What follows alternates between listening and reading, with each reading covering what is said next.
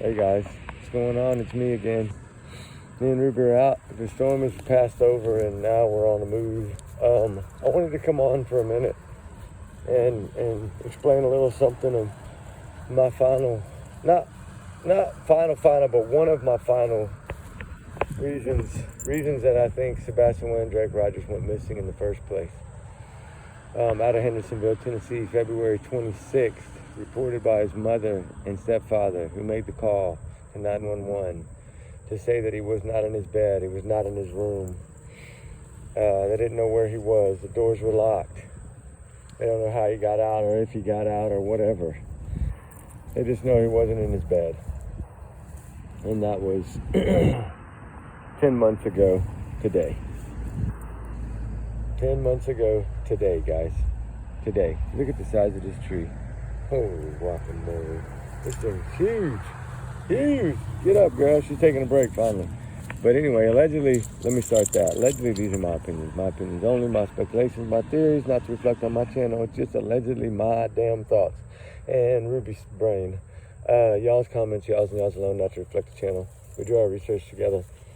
We're here. We just got through battling the storm, like I said. So we're out and about now trying to make a couple of rounds, but I wanted to come on and talk about this because I feel in my head, one of my main reasons I feel that this child is missing. And this is just my theory. That's all it is. Allegedly my theory, right? But trigger warning times 100 million as well.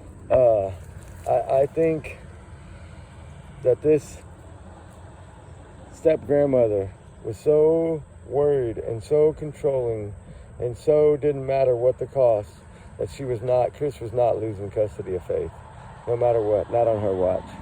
She was going to connive and lie or whatever she had to do to make sure that Sebastin Drake Rogers didn't stand in the way of Faith, and that's what was happening. And when we really break it down and think about it, if we look back at Nina's story and some of the other neighbor stories and of how this child was treated and mistreated by the stepfather at the mother's house and on the mother's watch. And so, I don't know where to go or how to say it, but I'm just going to say it, I guess. I feel that if they're willing to run a woman over, like Nina, to gain custody of a grandchild and a child for Chris, but yet Sebastin in early January, from what we understand, early January, made another complaint to his teachers, who then called CPS again and reported. I'm wondering now, if you know how when they come out, if there's bruises, they take photos. And if there was bruises, that would be enough reason to put Chris out of that house. And that's why he wasn't staying there. He was sneaking in, but he wasn't staying there. And not through the week while he was at work. But I think when he wasn't at work, he was there. I really do. There's Wi-Fi signals. There's all kinds of stuff. He could try to backtrack it all he wants. Those things don't lie. Technology is too good. And you can't beat technology. Just like you can't beat security cameras, like Tinkerbell lights and all this stuff, right? But I do feel, I don't want to get sidetracked, but I do feel that when Sebastin reported to his teachers that early January, and they called CPS for him, and they came out and they talked to Sebastin at that school, which is what they did. And then they probably took photos if he had bruises. There's no telling when it happened. We just know it's probably early January, most likely. After school, I came back from Christmas break. And y'all do know that it's exactly 10 months today, right? Today's 10 months that this young man has been missing out of Hendersonville, Tennessee, with autism, special needs, a special child, very special child. And become special all over the world. And that's great, because that's what it's taken to get to where we are right now.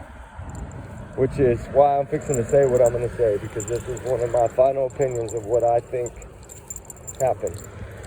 And I want to start out by saying, I feel that this young man doing what was right and standing up and talking to his teachers about what was happening, what Mr. Prophet was doing to him.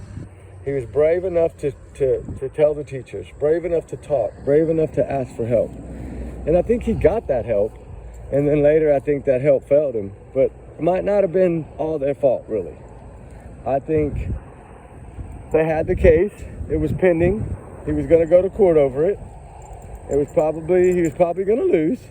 Which, if he'd have lost, what does that mean? He had no fighting chance. He would have lost custody of Faith and never been able to see that girl again. And I think his mother could not handle that. Because we know she had gone to extremes to get that child, right? Extremes. And she would have convinced Chris to do whatever she wanted him to do because she's the money. She's the breadwinner. She's the money. And as we know, he's had 5 wives, and 4 of them, I'm sure, took him to the cleaner, so he's got to live off of mama. And I just felt that they had this plan for so long. It's sad. It breaks my heart to think like that. But, of course, right now he's missing. I think the runaway thing has been kind of ruled out. I know it's still out there, 10%, but it's not really. They think that there's something way wrong. Like I said, landfill searches and all these things just don't happen. Not on a hunch. But anyway, I feel like that grandma knew no matter what. When he had to go to court against Sebastin with those teachers and those counselors and those CPS, and being multiple, most likely multiple, he had come out of his mouth, right, multiple. Good God, it's a huge fire in bed. Ruby, no. And I feel that he would have lost. And I think he knows he would have lost. Because I feel that there was probably bruises or something on that child, and they took pictures, and that was what, just with his testimony, enough for him to show up in front of that judge and say, this is what happened, and explain, I think would have done him under. And then, he was already planning on court with Nina. So he couldn't handle it. He knew, I'm going to lose. I'm probably going to go to jail. I can't go to jail. No, I'm ex-military. I'm crane operator. I'm Chris, Mr. Proudfeet. I can't go to jail. I think that's what he thought. And I think little Sebastin had got him finally. After no telling how many tries, had finally had enough, and poor thing, and spoke up. And I know they've tried to cover that up from the get-go, that Sebastin lied and lied to CPS and try to make it a big thing over dinner or whatever. They were sitting down to dinner that night that they showed up on the door, and it was the same woman that had already came before. So we know there's at least 2. And then they're telling how many more that poor little Sebastin probably didn't even call on. Or tell on. He probably was asked to him by a teacher. They probably saw something at the first time and asked what was wrong, and he told them. They know that child very well. They're with them every day.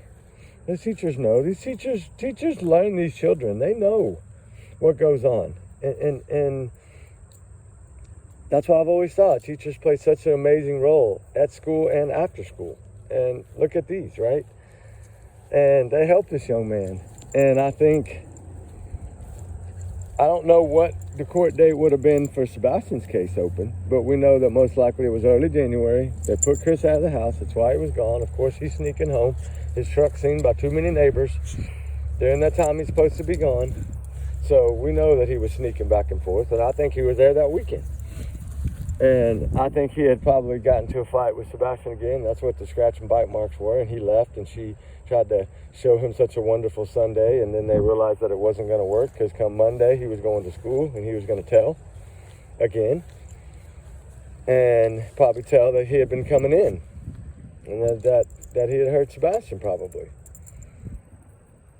And I think he just put the icing on the cake, realized right then and there that plan that they had to act had to be done right then and there. And I am swinging more towards after Roadhouse. That phone call was, of course, the alibis. That was, I believe, Kathy and Terry using their phones in their separate places to make it look like they were both where they say they were. And I think they did this together. I really do. Sorry, but I do. And I didn't mean to come on and say too much, but I had to get this out of my head because I've been thinking about it for days, and I'm like, it's all, the main motive is this. And then watching those interviews again yesterday, seeing how they just were laughing and this and that and trying to just basically make themselves look like they were innocent from the jump. And that's a red flag, a bad red flag. And laughing is red flags times 10. And then, especially when I ask the question, they will ask about it. So see, all that piled up in me, and I just, I take good notes, I do good research, and I research this enough that I feel that the main motive behind this whole thing is CPS and faith. I think that was going to destroy his life and destroy his mother's life, and she wasn't going to allow it. Look how she talked about the judge after they didn't win. Like think about it. And then knowing that if Sebastin disappeared, he couldn't testify against Chris, then he couldn't testify in New Mexico, and that would automatically flip it back to where Judge would just they kept pressuring, Judge would just have to say, okay, you know what, we got to go back to the other custody agreement until Sebastin comes home, or no telling what, because there's no telling what they told him. I'm sure by now he knows, but it's sad. Look at these trees, Phil. It's just, man. It's just tough. It sucks. I'm so heartbroken about this because I feel like this poor kid was trying to step up and trying to ask for help, and it just wasn't enough. And, if Chris would have just stayed out of that house and not been sneaking in on the weekends, this probably would have never happened. Not the way it did. I don't know. I know there's still 10% that this child ran away and outsmarted everyone. I just don't see that. Not barefooted. It's just the stories, the flashlights, the shoes. How do you know he had a flashlight with him unless you were with him?